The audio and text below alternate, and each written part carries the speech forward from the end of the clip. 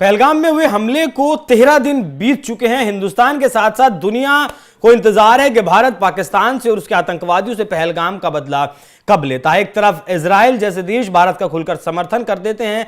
रूस के राष्ट्रपति व्लादिमीर पुतिन भी प्रधानमंत्री नरेंद्र मोदी से फोन पर बात करते हैं। फोन पर बात करने के बाद वो कहते हैं कि वो हिंदुस्तान आएंगे। दरअसल प्रधानमंत्री मोदी ने उन्हें न्योता दिया था हिंदुस्तान आने का और अब उन्होंने इसे स्वीकार कर लिया गया है, जिसकी जानकारी भी दे दी गई है।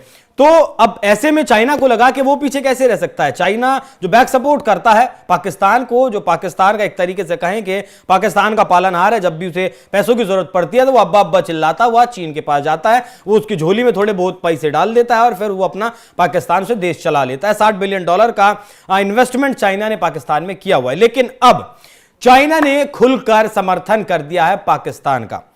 चाइना ने खुलकर समर्थन कर दिया पाकिस्तान का, ये जो है जानकारी दी गई है। चीनी जो राजदूत हैं पाकिस्तान में, वो मिले हैं पाकिस्तान के राष्ट्रपति से, आसिफ अली जरदारी से उन्होंने मुलाकात की। जियांग जेडोंग उनका नाम है और वो उन्होंने कहा कि चीन दक्षिण एशिया में शांति और स्थिरता सुनिश्चित करने के लिए पाकिस्तान का हमेशा समर्थन करेगा। सरकारी रेडियो पाकिस्तान की एक रिपोर्ट है, उसके मुताबिक चीनी राजदूत ने जरदारी से मुलाकात की और भारत पाकिस्तान के बीच तनाव सहित सभी मुद्दों पर उन्होंने बात की। बैठक के दौरान जरदारी ने पहलगाम आतंकवादी हमले के बाद भारत की ओर से हाल में उठाए गए कदमों पर चिंता व्यक्त की और कहा कि इस तरह की कार्रवाई क्षेत्रीय शांति और स्थिरता के लिए खतरा है, क्योंकि भारत सिंधु नदी का जल बंद कर चुका है, अपना एयर स्पेस बंद कर चुका है, छोटा मोटा जो व्यापार पाकिस्तान के साथ होता था पूरी तरीके से उसे बंद कर चुका है। जितने पाकिस्तान के नागरिक शार्क वीजा के तहत हिंदुस्तान में आए थे उन सबको खदेड़ कर वो बाहर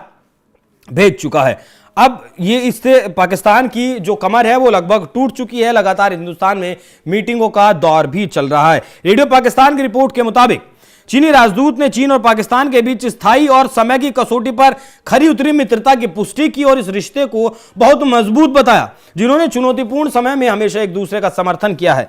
पाकिस्तान का दृष्टिकोण साझा करने के लिए राष्ट्रपति जरदारी को उन्होंने धन्यवाद भी दिया और इस बात पर जोर दिया कि दक्षिण एशिया में शांति और स्थिरता सुनिश्चित करने की दोनों देशों की साझा इच्छा को पूरा करने के लिए चीन हमेशा पाकिस्तान का समर्थन करेगा। इससे पहले शहबाज शरीफ से भी उन्होंने मुलाकात की थी, जिसमें उन्होंने कहा था कि निष्पक्ष जांच कराने का जो प्रस्ताव है उसका मैं समर्थन करता हूं और उसका समर्थन करने के लिए कहा था कि आप कहिए कि हम जांच के लिए कह रहे हैं और वो जांच के लिए भारत मान जाए और हम इसके लिए आपका धन्यवाद भी देते हैं।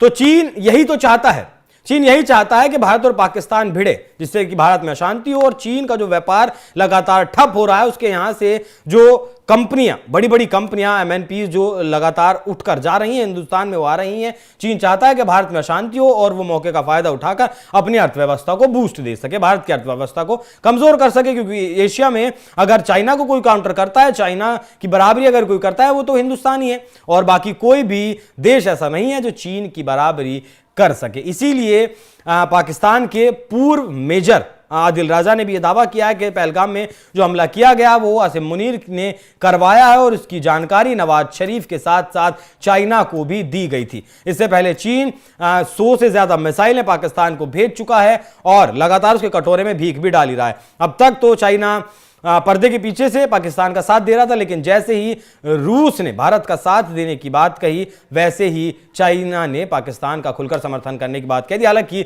चीन और रशिया के रिश्ते बहुत अच्छे हैं। रशिया जब युद्ध में था, पीक पर था, तब चाइना ने खुलकर रूस की मदद की थी।